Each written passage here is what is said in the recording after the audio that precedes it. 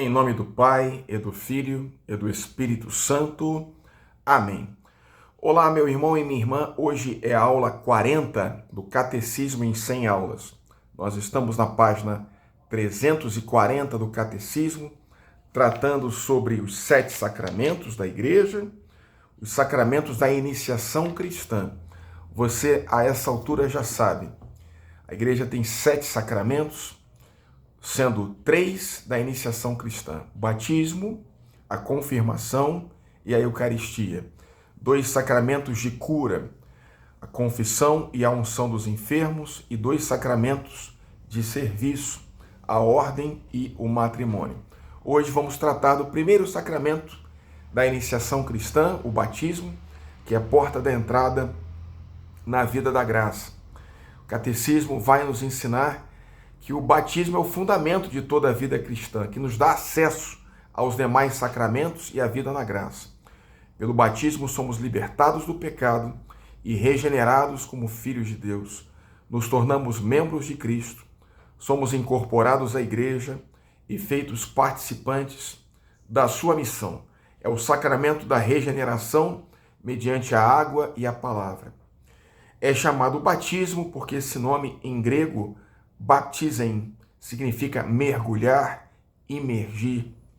O mergulho na água simboliza o sepultamento do batizado na morte de Cristo, da qual com ele ressuscita como nova criatura.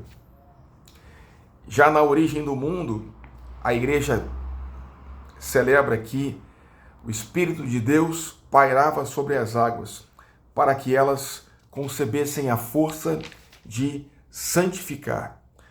Portanto, a água da fonte simboliza a vida. O batismo, portanto, ele vai significar essa participação na morte de Cristo e também na sua ressurreição, como na travessia do Mar Vermelho, uma verdadeira libertação da escravidão do pecado, que é caracterizada pelo batismo. O batismo de Jesus, ele prefigura o nosso batismo. Jesus submeteu-se voluntariamente ao batismo de João no Rio Jordão, destinado aos pecadores, para cumprir toda a justiça. No batismo de Jesus, a nossa humanidade foi também batizada. O Espírito que pairava sobre as águas da primeira criação desce então sobre Cristo como sinal da nova criação, e o Pai manifesta Jesus como seu Filho amado. Sobretudo na Páscoa de Jesus, na sua morte na cruz, Jesus abriu a todos os homens as fontes do batismo. O sangue e a água que escorreram do lado transpassado de Jesus crucificado são sinais do batismo e da Eucaristia, os sacramentos da vida nova. Desde então é possível nascer da água e do Espírito para entrar no reino de Deus. A partir do dia de Pentecostes, a Igreja celebrou e administrou o santo batismo. São Pedro, com efeito, declarou à multidão: convertei-vos, e cada um de vós seja batizado, em nome do Pai, e do Filho, e do Espírito Santo. Sejam batizados em nome de Jesus Cristo, para o perdão dos vossos pecados, e recebereis o dom do Espírito. Esse é o mandato de Jesus a toda a Igreja: ide por todo o mundo, anunciai o Evangelho a toda criatura, batizai em nome do Pai, do Filho e do Espírito Santo. São Paulo vai nos explicar que no batismo todos nós somos sepultados na morte de Cristo e ressuscitamos com ele e nos vestimos de Cristo. Pelo Espírito Santo, o batismo é um banho que purifica, santifica e justifica. É capaz de receber o batismo toda pessoa ainda não batizada, e somente ela. Desde as origens da Igreja, o batismo dos adultos é a situação mais normal.